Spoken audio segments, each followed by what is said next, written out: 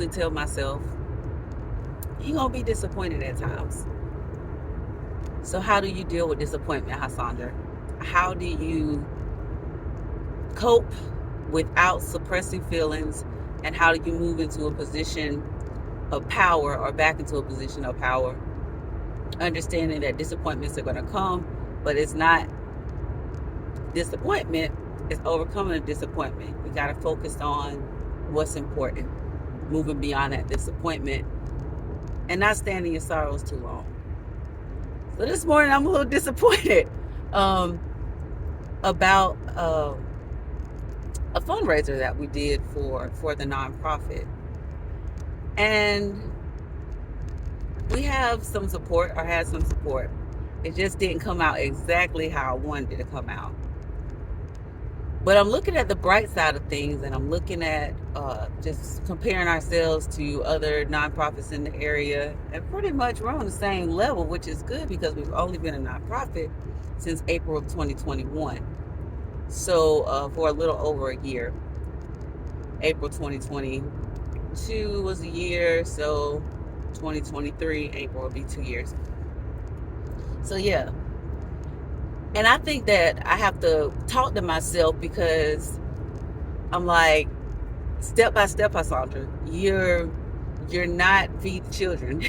you know, get Manifest Deliverance Foundation, and for Feed the Children to become who they are, to get the support that they have, they had to market. They had to start from somewhere, and I'm pretty sure they didn't start from the top. Not that we're trying to be on top, but we are trying to be at the top of our game when it comes to covering the funding for our 2023 programming, and covering the funding for all of our programming so that we can properly function and we don't have to scale back just because of funding. But this is a humbling experience, because it also has pushed me to be more creative with marketing, to get out and talk to people more. And I could have done more, hustled every day, made goals and reached them. So I guess we gain or get out what we put in. I think I put out a lot, but to the people who did support, I'm so grateful, because we could have had nothing, but we absolutely did not have nothing. Yeah, we did great, but we didn't do my great, what I consider to be great. So yeah, I was in my feelings this morning. I'm in my feelings like every day. As I said, it's a choice. You're gonna make a great day. Disappointment's gonna come back and forth, up and downs, but it's how you respond to it and how you deal with it. My goal with this, with these videos, Unrambling Me, is to show people or help people to realize that disappointments are going to come throughout the day. It's how you deal with your disappointments. And how I deal with my disappointments is literally talking to myself. The conversations that I'm having now is the conversation that I really have in my head. Okay, Hassandra, it was disappointing, but how you done had your moment of silence in the mirror this morning while you was brushing your teeth, listen to your meditation music. You ain't gonna stay in your feelings all day about this, because I really wanted to take a shower, get back in bed, put the covers over my head and just cry. But instead, I got in the shower, got out, got dressed. Now I'm heading to Water Road because I'm trying to keep my body right. So what I wanted to do versus what I'm doing is different, and that's what's making the difference, because I can't sit in bed and be depressed about something that I can't change, but I can change it in the future, and I can strategize and make sure that next year is better than this year. But I can't disregard my now situation of trying to get my body to a different position of being healthy, because I had a moment of disappointment. And that's where a lot of people tend to fall short, and where I've fallen short in some areas. And at some times, when those moments come of disappointment, you fall back, and then all of a sudden you're falling back into a state of depression.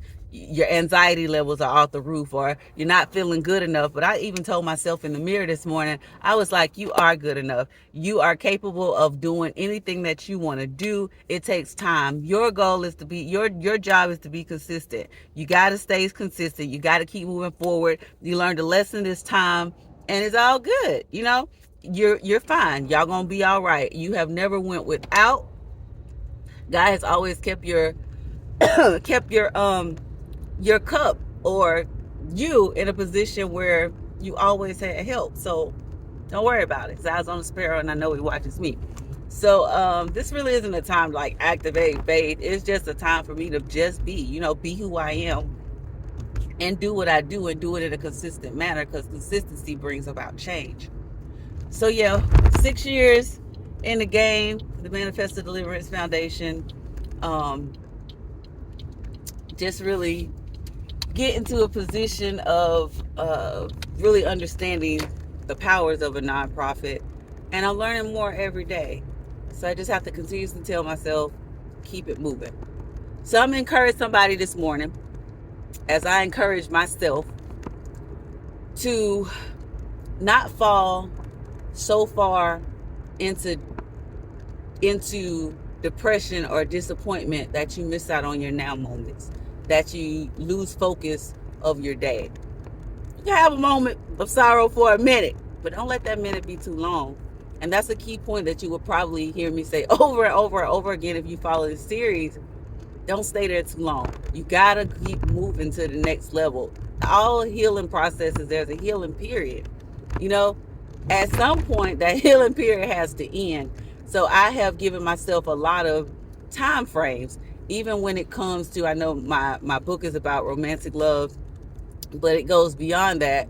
But just to hit on that area for a minute, even when it comes to romantic love, I give myself time frames now, because I have a tendency to stay too long in situations, and then I wind up getting hurt and I come out of it with nothing, but I have nobody but to blame. I have nobody to blame but myself, because it was my choice to stay there.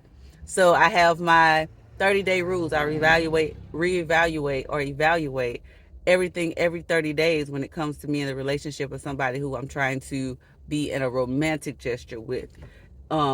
Business wise, pretty much the same thing, but it's not really tugs. If it's bad business, I know how to end a bad business deal. I just keep my word. It's sometimes I lose because I just like, I'd rather just count my losses and keep it moving. But on a romantic tip, when it comes to relationships, every 30 days I'm evaluating. Where should we be? Where do I want to be? Is this what I want? What have I seen? What have I learned about this person? So I make sure that I keep those things into play. And then the other thing is, after a breakup or a separation, I give myself 30 days to recuperate, 30 days to make sure that I get all testing if we were sexually active in any way. Make sure that I'm good. I ain't draw nothing crazy from that relationship. Got to keep yourself tested.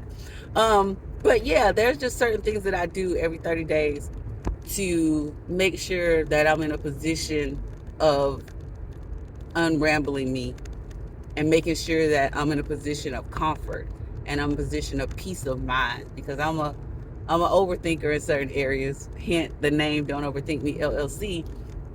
Don't overthink yourself out of being yourself. That's self-made, because I have overthought so many things, and I have overthought to the point where I have overthought me out of being me. Like, what am I gonna do? How am I gonna do this? Da, da, da, da. I done overthought myself so much that I done overthought myself out of who I am in certain positions in life, at certain periods in life.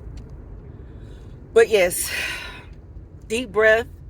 Gonna make a great day. I'm gonna continue to move forward. I'm strategizing now.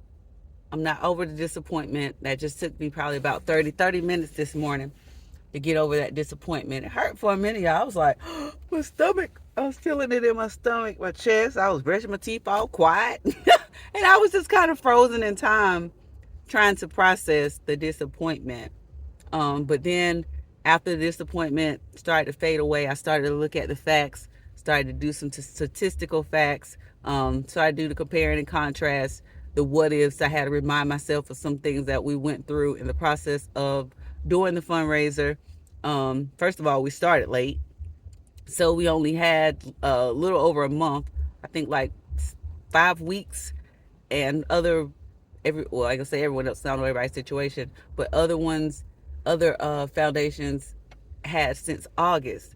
So I had to, put all of that in perspective. If we did do this for 3 months, how would it have worked? If, this had happened, if I would have knew more about it, if I would have educated myself more about it, because I pretty much just read the script, Maybe I could have got some tips from some other nonprofits. You know, how do y'all raise y'all funding? You know, there's some other things that I could have did that I'm going to do, and just get some perspective. I might try to meet with somebody from Feed the Children marketing campaign and be like, well, what do y'all do? Because y'all well known. Everybody knows Feed the Children and Ronald McDonald House and those type places.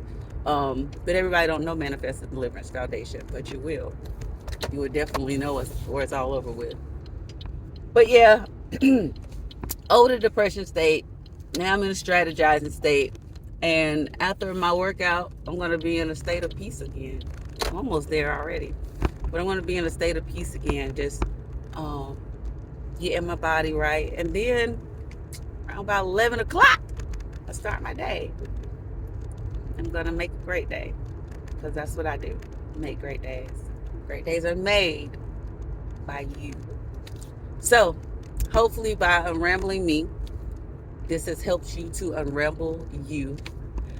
And it also has helped you to push or want to push to be a better version of yourself. Because I am definitely trying to become a better version of Hasandra. So yeah, I made it to the gym. Gonna get out and do this water aerobics, get these legs right. Y'all, my legs gonna be so nice. Have to wear me a dress. Get me a bae.